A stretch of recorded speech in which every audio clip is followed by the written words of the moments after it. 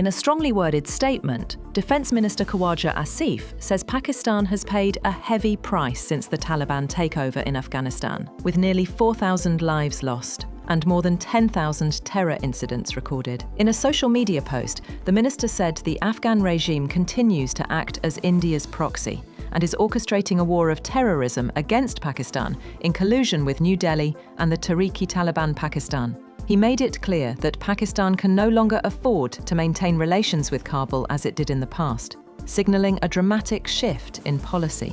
He said Pakistan had already endured 5 decades of forced hospitality, and now it was time for all Afghans refugees to return to their homeland, where their own government holds sway. He concluded the statement with a clear ultimatum that Afghanistan must coexist as a neighbour that respects peace or face consequences. Separately, Khawaja Asif has called for Pakistan to become a hard state, saying the country must shed decades of leniency toward extremism. In a post on X following a key security meeting chaired by Prime Minister Shehbaz Sharif, Asif praised Punjab's firm response to the TLP unrest, calling it a model for all provinces. He said all such outfits must now be dealt with decisively. The temporary ceasefire between Pakistan and Afghanistan has been extended until the conclusion of talks in Doha. The extension came at Kabul's request, with high-level negotiations expected to begin tomorrow. Prime Minister Shehbaz Sharif has directed all provinces to ensure the early and safe repatriation of illegal Afghan residents during a high-level meeting in Islamabad.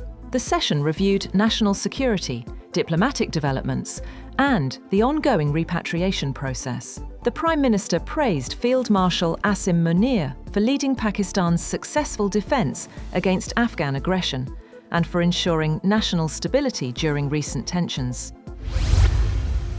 Pakistan has expressed serious concern over repeated border violations by the Afghan Taliban and terrorists, saying the country responded befittingly to aggression from Afghan soil. The Foreign Office spokesperson said Pakistan acted in self-defence, thwarting cross-border attacks while ensuring civilian safety. He added, "There is no constitution or legitimate government in Kabul, only a group in power by force, and that the recent ceasefire was announced at Kabul's request." The Balochistan police chief has said that the effects of terrorism originating from Afghanistan continue to impact the province, and the threat level has increased further following recent tensions between the two countries.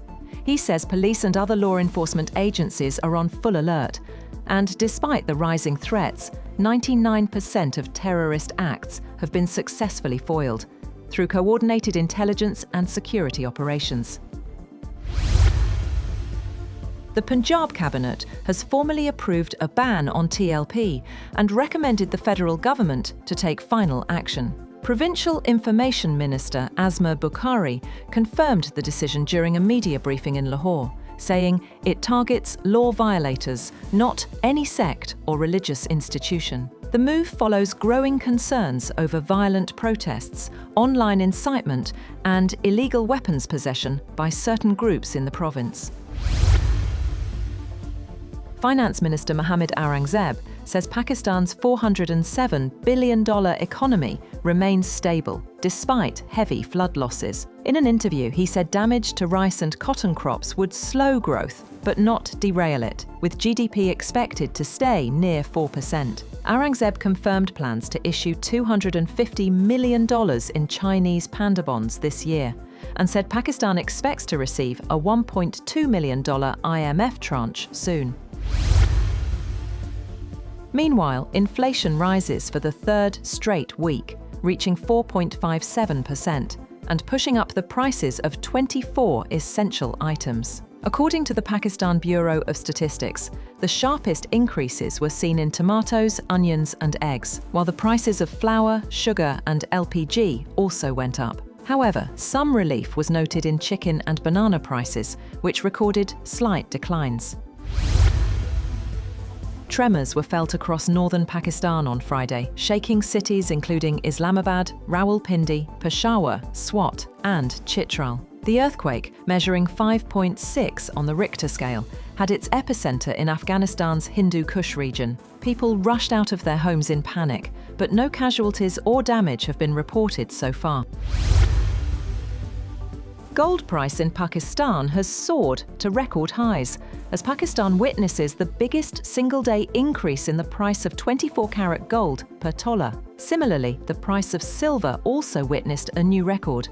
The price of 24-carat gold per tola has risen by a record 14,100 rupees, reaching an all-time high of 456,900 rupees in the local market. In the international market, gold prices increased by $141, reaching $4,358 per ounce.